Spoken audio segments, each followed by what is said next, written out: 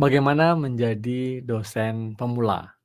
Nah, topik ini sangat timely, sangat menarik, dan sangat ditunggu-tunggu oleh banyak orang yang memang mau menjadi dosen atau sudah menjadi dosen, artinya mengawali karir sebagai dosen. Nah, di kesempatan ini, di video ini saya akan menyajikan 5 hal, ya 5 tips yang semoga bisa membantu teman-teman, para dosen pemula atau calon dosen ya, untuk semakin memantapkan diri berprofesi menjadi seorang dosen. Nah, pertama saya ucapkan terima kasih sudah mampir di channel Kampus Kita Viewpoint. Di Kampus Kita Viewpoint, teman-teman semuanya, para kolega dosen akan mendapatkan diskusi tentang karir, tips, dan inspirasi dosen Indonesia bersama saya, Profesor Tirta Mursitama. Dengan tagline utama adalah bagaimana kita sama-sama mewujudkan 1.000 profesor baru di Indonesia. Wow, sangat ambisius, Prof. Oke, kita mulai ya menjadi profesor dengan mengawali menjadi dosen pemula dulu. Oke, untuk menjadi profesor semua pernah menjadi dosen pemula ya, tidak terkecuali saya. Nah, apa sebenarnya dosen pemula? Di sini dosen pemula tentu adalah dosen yang memang baru pertama kali memulai karir sebagai seorang dosen. Nah, biasanya di Indonesia itu disebutnya tenaga pengajar ya, kalau kita melihat dari jenjang jabatan akademik atau jabatan fungsional ya, tenaga pengajar, asisten ahli, lektor, lektor kepala, lalu menjadi seorang guru besar atau profesor. Nah, paling tidak ada 2 ya, saya melihat ada 2 tipe tenaga, eee, dosen pemula itu. Yang pertama adalah tipe seorang tenaga pengajar yang masih berkualifikasi S2, sehingga pengangkatan pertamanya adalah ke asisten ahli atau AA ya, TP ke AA. Ini biasanya memang yang masih S2 ya, satu standar minimum dari seorang dosen. Nah, tipe yang kedua adalah tipe dosen baru, dosen pemula dari tenaga pengajar ke lektor. Nah, ini biasanya terkait dengan kualifikasi teman-teman semua yang sudah bergelar doktor atau S3. Nah, ini yang saya maksudkan dengan dosen pemula ya. Nah, terlepas, dari usia. Nah, kalau usia kan beda ya, bisa saja yang teman-teman yang langsung dari S1 kemudian S2 gitu, langsung menjadi dosen berarti usianya masih muda. Tetapi ada juga yang misalnya dari S1 atau S2 kemudian berkarir dulu di tempat lain, di industri kah, di pemerintahan kah, ataukah menjadi pengusaha bisnis, ataupun, apa itu ya, artinya tidak langsung menjadi seorang dosen.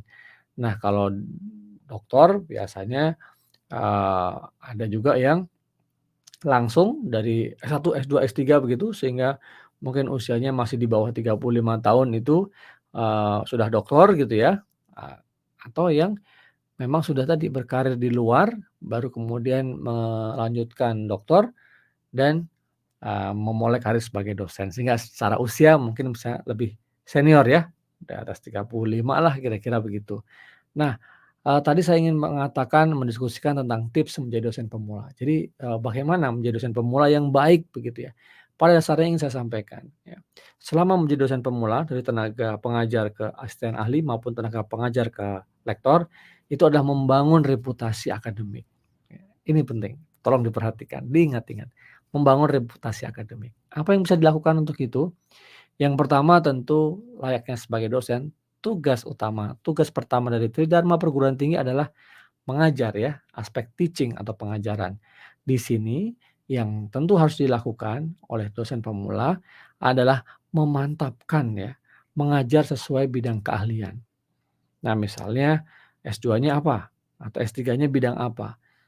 Ajarkan ya, memilih mata kuliah atau membangun mata kuliah atau membuat mata kuliah sesuai dengan bidang keahlian di S2 maupun S3. Nah, ini biasanya di awal, kayak agak serabutan ya teman-teman ya, para kolega dosen diminta, ngajar ini, ngajar itu gitu. Yah, pokoknya siap aja gitu ya. Nah, ini menjadi hal yang penting.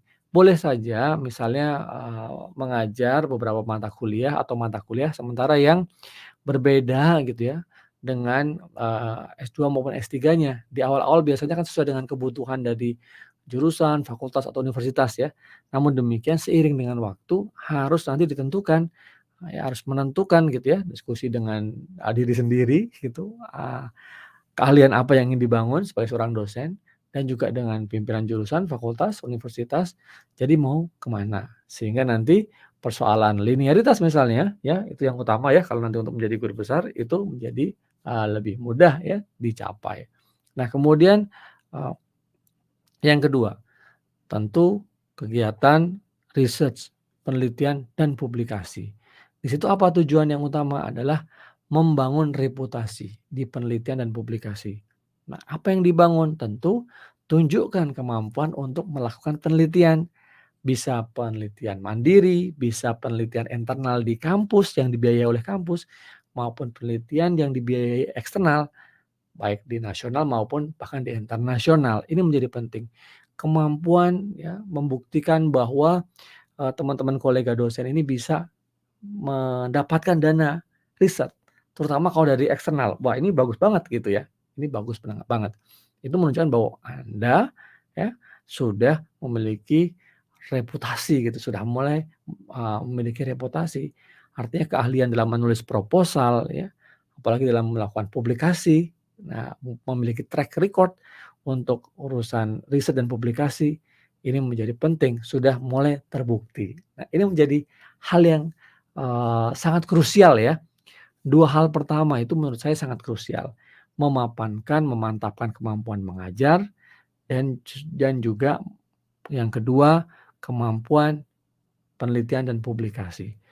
Publikasikan di berbagai macam, jurnal, mungkin buat buku juga, kemudian mengikuti konferensi internasional dan, eee ada variasi begitu, tidak harus, selalu yang ingin Q1 ya, Q2 ya, mungkin itu terlalu berat, tapi tidak ada salahnya mencoba untuk mencapai yang tertinggi.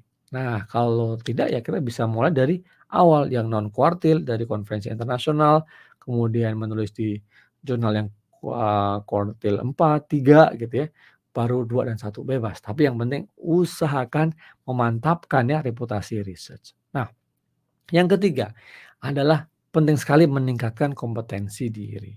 Di sini apa yang bisa saya sampaikan, terutama adalah bagaimana mengembangkan soft skills dari para dosen atau teman-teman semuanya nih ya.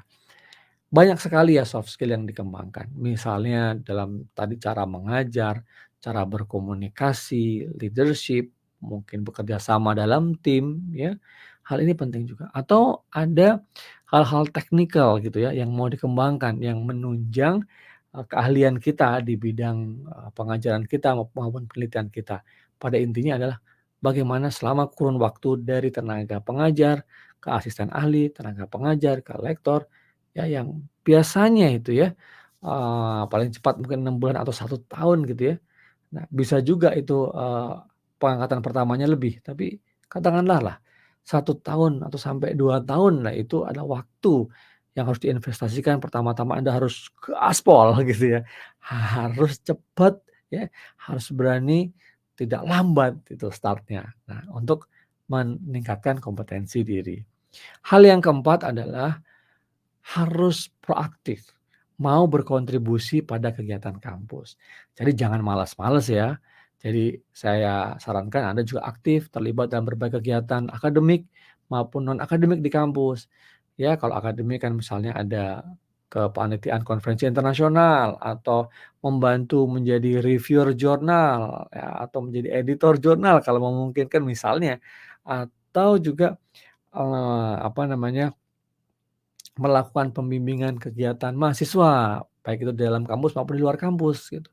Hingga kegiatan-kegiatan yang sifatnya, kemasyarakatan gitu, ya atau sosial lah, jadi tidak akademik ya. Misalnya ada gathering-gathering sosial apa, misalnya kebetulan ada acara, pagelaran musik misalnya, pagelaran, budaya ya, atau kegiatan keagamaan. atau ulang tahun dari kampusnya atau yayasannya atau ya kegiatan lain yang kemudian dikembangkan gitu. Sesuai dengan mungkin, minat ya, sesuai dengan, mungkin apa namanya, aspirasi dari para dosen maupun mahasiswa, ya ini penting juga. Nah, hal yang kelima yang menurut saya juga sangat penting adalah memulai untuk berkontribusi kepada kepentingan publik. Bagaimanapun dosen, ya, pendidik, ya, seorang guru, ya, seorang pencerah lah begitu ya, intelektual, ilmuwan, itu harus mengabdikan diri sepenuhnya kepada kepentingan publik, yaitu mengedukasi mereka. Kalau mereka ada masalah, kita harus mampu membantu mereka memecahkan masalah, terutama di masyarakat, ya. Karena kita tinggal di masyarakat, kita tumbuh berkembang, kita harus bisa melihat sesuai dengan bidang kita masing-masing, dengan mata batin kita gitu, apa sih yang bisa kita bantu untuk perkembangan, untuk kesejahteraan masyarakat. Nah, kalau misalnya bidang Anda cocok untuk industri, silahkan ya, membantu industri, berkontribusi kepada kemajuan di industri itu, ataupun yang lebih luas lagi kepada negara.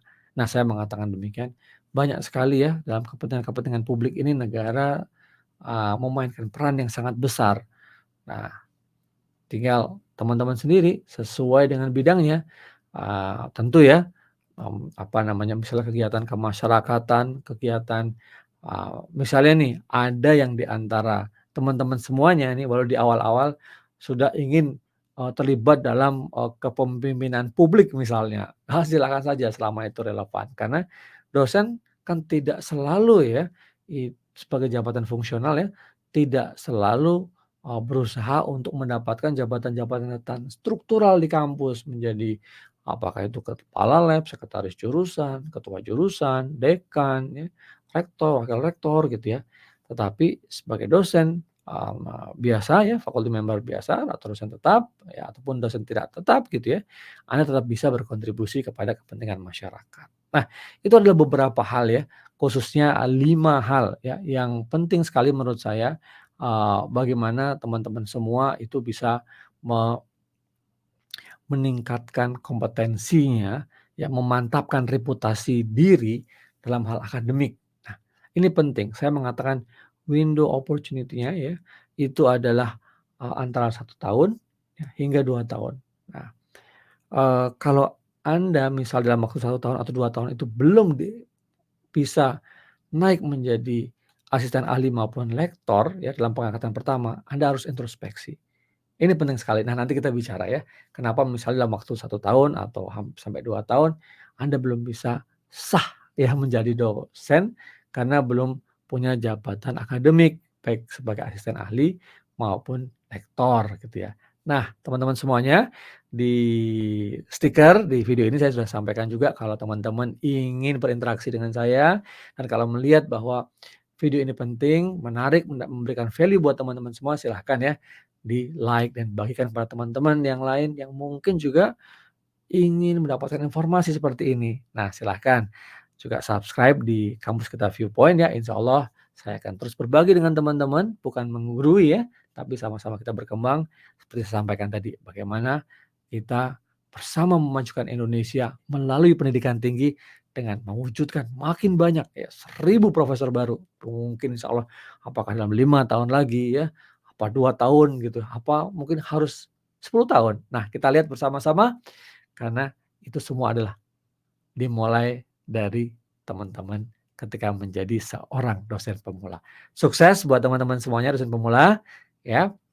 Kalau ada pertanyaan, jangan lupa tuliskan di kolom komentar. Terima kasih banyak, jangan lupa lihat juga video-video saya yang lain, dan juga sampai ketemu ya, kita di video berikutnya. Terima kasih banyak. Salam sehat dan jangan lupa bahagia.